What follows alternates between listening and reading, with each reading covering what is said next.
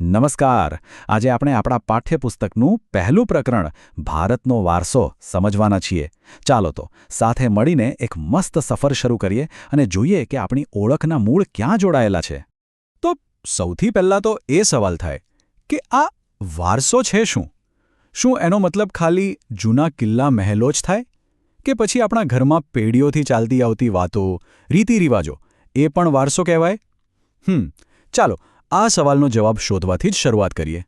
Okay, તો આજે આપણે શું શું જોવાના છે? પહેલાં તો વારસો એટલે શું એ સમજીશું, પછી એના બે પ્રકારો જોઈશું.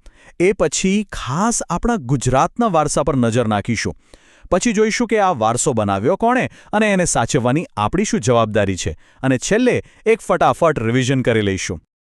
ચાલો ત્યારે શરૂ કરીએ આપણા પહેલા ટોપિકથી, વારસો, આપણી ઓળખ.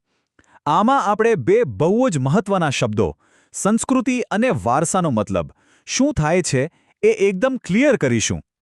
તો સંસ્કૃતિ એટલે શું? બહુ સિમ્પલ છે. સંસ્કૃતિ એટલે આપણી જીવન જીવવાની રીત. આપણે જે રીતે રહીએ છીએ, જે તહેવારો ઉજવીએ છીએ, જેવું ખાઈએ પીએ છીએ, જે કપડાં પહેરીએ છીએ, આ બધું જ આપણી સંસ્કૃતિ છે. વિચારો, આ જ સંસ્કૃતિને કારણે તો માણસ ગુફામાંથી નીકળીને ઘર સુધી પહોંચ્યો, ખરું ને? હવે સંસ્કૃતિ તો સમજી ગયા, પણ વારસો એટલે શું? જુઓ, વારસો એટલે આપણને આપણા પૂર્વજો, આપણા વડવાઓ પાસેથી મળેલી એકદમ કિંમતી ગિફ્ટ. આ ગિફ્ટમાં ખાલી વસ્તુઓ જ નથી હોતી, એમાં જ્ઞાન, પરંપરાઓ બધું જ આવી જાય. આપણો આજે હજારો વર્ષ જૂનો ઇતિહાસ છે ને, એ જ આપણો સાચો વારસો છે. ચાલો હવે આપણે વારસાના બે મુખ્ય પ્રકારો વિશે વાત કરીએ. આ સમજવું બહુ જરૂરી છે. એક છે પ્રાકૃતિક અને બીજો છે સાંસ્કૃતિક. આ બંને વચ્ચેનો ફરક એકદમ સીધો સાદો છે. પ્રાકૃતિક વારસો એટલે કે નેચરલ હેરિટેજ એ છે જે આપણને કુદરત તરફથી મળ્યું છે, જેમ કે પહાડ, નદીઓ, જંગલો. જ્યારે સાંસ્કૃતિક વારસો એટલે એ બધું જે માણસે બનાવ્યું છે, પોતાની આવડતથી, પોતાની કળાથી, જેમ કે કોઈ મંદિર, કોઈ કિલ્લો, કોઈ મૂર્તિ. ટૂંકમાં એ કુદરતી અને બીજું માનવસર્જિત. પ્રાકૃતિક વારસામાં શું શું આવે? તો જુઓ, એમાં આવે છે આપણા સુંદર ભૂમિદૃશ્યો, આપણી જીવન આપતી નદીઓ, જાત જાતની વનસ્પતિઓ અને આપણા અદ્ભુત વન્યજીવો. આ બધું કુદરતની ભેટ છે, આપણો પ્રાકૃતિક વારસો. હવે વાત કરીએ સાંસ્કૃતિક વારસાની. જો આ મૂર્તિ, આ છે દાઢીવાળા પુરુષનું શિલ્પ, હજારો વર્ષો જૂનું છે. આ જ તો છે સાંસ્કૃતિક વારસો. માણસે બનાવેલી કલાકૃતિઓ, મંદિરો, કિલ્લાઓ. અરે એટલું જ નહીં, આપણા તહેવારો, આપણા રિવાજો, આપણા ગીતો, એ બધું જ સાંસ્કૃતિક વારસાનો જ એક ભાગ છે.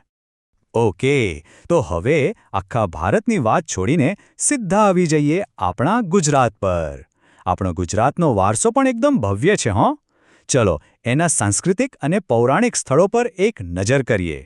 અને ગુજરાતની વાત થાય ને, મેળાની વાત ન થાય એવું તો બને જ નહીં. જો, અહીં કેટલાક મુખ્ય મેળા છે.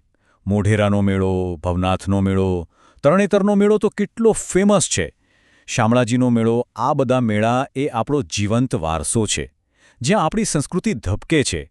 પણ એક મિનિટ, આ બધો વારસો બનાવ્યો કોણે? શું લાગે છે? આ કોઈ એક પ્રજાનું કામ નથી. સમય જતાં ભારતમાં અલગ અલગ પ્રજાઓ આવી અને અહીં જ વસી ગઈ. ચાલો એમના વિશે થોડું જાણીએ. તો એવું કહેવાય છે કે ભારતના સૌથી જૂના રહેવાસીઓ હતા નેગ્રીટો, એટલે કે હબસી પ્રજા. એમના પછી આવ્યા ઓસ્ટ્રેલોઇડ, જેમને નિષાદ પ્રજા પણ કહે છે. આ લોકો માટીના વાસણો બનાવવામાં અને ખેતીમાં માહિર હતા. અને પછી આવ્યા દ્રવિડો. માનવામાં આવે છે કે સિંધુ ખીણની સંસ્કૃતિના સર્જક એ જ હતા. આ ઉપરાંત પણ મોંગોલોઇડ, આલ્પાઇન જેવી ઘણી પ્રજાઓ આવી અને બધી અહીં એકબીજામાં ભળી ગઈ અને એનાથી જ બની આપણી આ અદ્ભુત સંસ્કૃતિ. આ બધું જાણ્યા પછી હવે એક ગંભીર વાત. આટલો બધો અમૂલ્ય વારસો આપણને મળ્યો તો છે, પણ એને સાચવવાનું કામ કોનું? આપણું જ, બરાબર? તો ચાલો હવે આપણી ફરજ શું છે એના પર વાત કરીએ. આ વાતને એકદમ મગજમાં ફિટ કરી લેજો. આપણા વારસાને સાચવવો એ ફક્ત આપણી નૈતિક જવાબદારી નથી, પણ એ આપણી બંધારણીય ફરજ છે. આપણા બંધારણના અનુચ્છેદ 51 માં સાફ લખ્યું છે કે આપણી આ સમૃદ્ધ સંસ્કૃતિના વારસાનું મૂલ્ય સમજવું અને એની જાળવણી કરવી. આ પરીક્ષા માટે બહુ જ ઇમ્પોર્ટન્ટ છે, એટલે ખાસ યાદ રાખજો. ચાલો તો હવે ફટાફટ આખા ચેપ્ટરનું એક ક્વિક રિવિઝન કરી લઈએ, જેથી બધું બરાબર યાદ રહી જાય. ચાલો મારી સાથે યાદ કરો.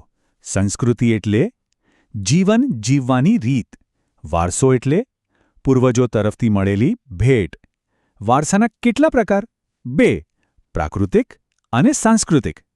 આપણો વારસો કોણે બનાવ્યો? ઘણી બધી પ્રજાઓએ મળીને. અને એને સાચવવાની કોની ફરજ છે? આપણે બધાની. સિમ્પલ. હવે એક ટીપ આપું છું પરીક્ષામાં થતી સામાન્ય ભૂલ વિશે. ઘણા લોકો નિગ્રીટો અને ઓસ્ટ્રેલોઇડ પ્રજાની ખાસિયતોમાં કન્ફ્યુઝ થઈ જાય છે. અને બીજું, સિંધુ ખીણની સંસ્કૃતિ કોણે બનાવી? દ્રવિડ લોકોએ. આ યાદ રાખશો તો માર્ક્સ કપાતા બચી જશે. ઓકે, હવે થોડી પ્રેક્ટિસ થઈ જાય. અહીં 3 સવાલો છે. પહેલો, સંસ્કૃતિ એટલે શું? બીજો, પ્રાકૃતિક અને સાંસ્કૃતિક વારસાનો તફાવત સમજાવો. અને ત્રીજો, દ્રવિડ લોકોનું યોગદાન શું હતું? જરા મનમાં આના જવાબ વિચારવાની કોશિશ કરો. અને છેલ્લે, એક સવાલ તમારા માટે. આ પુસ્તકની વાત નથી, આ આપણી પોતાની વાત છે. વિચારો, આપણા ગામ કે શહેરમાં જે જૂની જગ્યાઓ છે, જે પરંપરાઓ છે, એને સાચવવા આપણે શું કરી શકીએ? નાનો અમથો પ્રયત્ન પણ શું કરી શકીએ? આ સવાલ પર જરૂર વિચારજો. ચાલો ત્યારે, ફરી મળીશું